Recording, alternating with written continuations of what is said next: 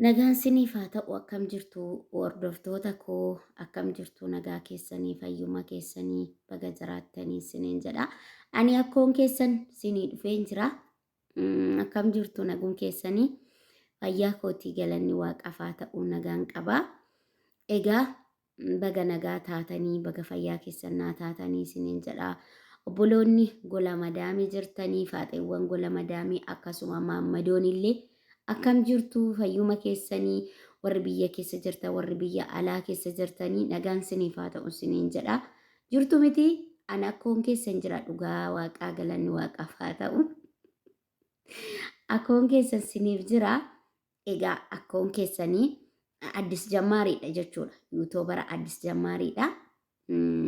Kanaafiyyuu sabskiraayib naa godhaa laayik sheer naaf godhaa jechuudha. Obboloota koo sabskiraayib naa godhaa isiniin jedha. Adaraa keessan walaa guddifnu walaa jabeessinu walaa jaalannu siniin jedha. Akkoo keessan kana sabskiraayib sheer laayik mee akkoo keessan kanaaf godhaadha jechuudha. Yuutuubiin akkoo keessanii kun siniif haa guddatu waan akkoodha. Waan akkoo keessa warri jaalattan sabskiraayib sheer laayik naa godhaadha. Waan akkoo jechuudha. Waan akkoon namaa gootu guutuu yuutuubara kanarraa yuutuubii kanarraa amboo yuutuubiirraa waan akkoon namaa gootu guutuu isaan sinii hojjedha jechuudha. Argattu waan akkoon namaa gootu guutuu isaa jechuudha. Ani akkoodha jechuudha. Asumaan na baraa ani akkoo keessanii ilmaan kiyya na jabeeffadhaadha. Hordoftoota kiyya sabskiraayib sheer laayik naa godhaadha. Siniin jedhaa baay'ee sin jaaladhaa baay'ee sin kabajaa.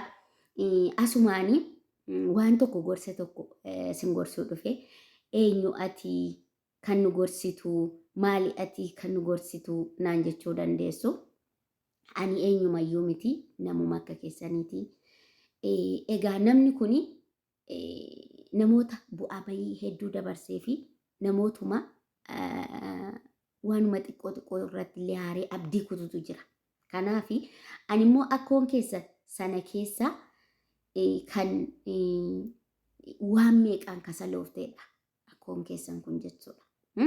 Kanaafi obboloota koo keessattuu faaxeen mana madaamii warri mana madaamii dalagu warri biyya ormaatti dadhabaa jirru obboloota koo ijoollee koo walaa jaalannu siniin jedha. Warri obboloota koo taatanis warri ijoollee koo taatanis warri hangafa koo taatanis warri anaa gadi taatanis walaa jaalannu walaa guddifnu walaa kabajnu sirritti jechuudha walaa jabeessinu siniin jedha. Kanaafi obboloota koo waan xixiqqoo irratti abdiin kutan waliin tuffatinaa waliin tuffannu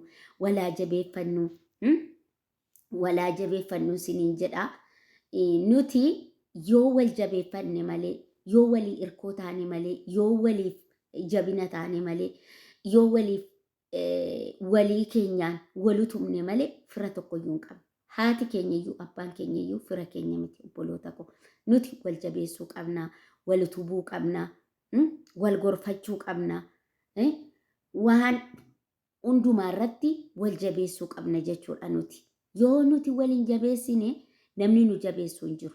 Yoo nuti waliin dhaabbanne yoo nuti wal biraan dhaabbanne yoo nuti waliin gorfanne namni nu gorsuu hin jiru. Kanaaf obboloota koo hundumti isaa akka harreedhaa nutti fe'ateeti gaafa harree tokko itti fe'attee gaafa ishiin humna qabdu itti fe'attee gaafa ishiin duute goodaatti darbita.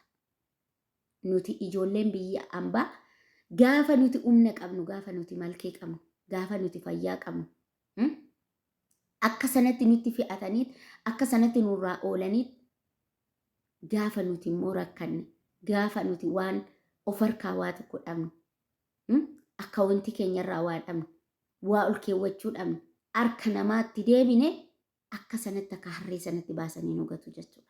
Eenyumti namni nu tolu hin jiru. Abbaa fi haati illee jaalala nuuf fixataniiru. Obboleeyyan jaalala keenya qaban biyyi jaalala keenya kan qabu rabbiin nu uume tokkicha malee jaalala keenya kan qabu hin jiru.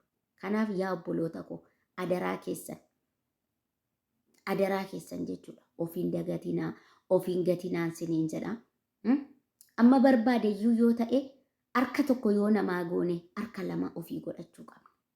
Kanaaf ofiin dagatinaan siniin jedha. Habdii hin kutinaa ofii hin dagatinaa jabaadhaan isiniin jedha tattaafadhaa jabaadhaa wal guddisaa waliin tuffatinaa ishiin kun maal beekti ishiin kun maaliif na gorsitiin jedhinaa maaliif jenna kanatiin beekne anatu beeka kan immoo ati beektu ani hin beeku na gorsi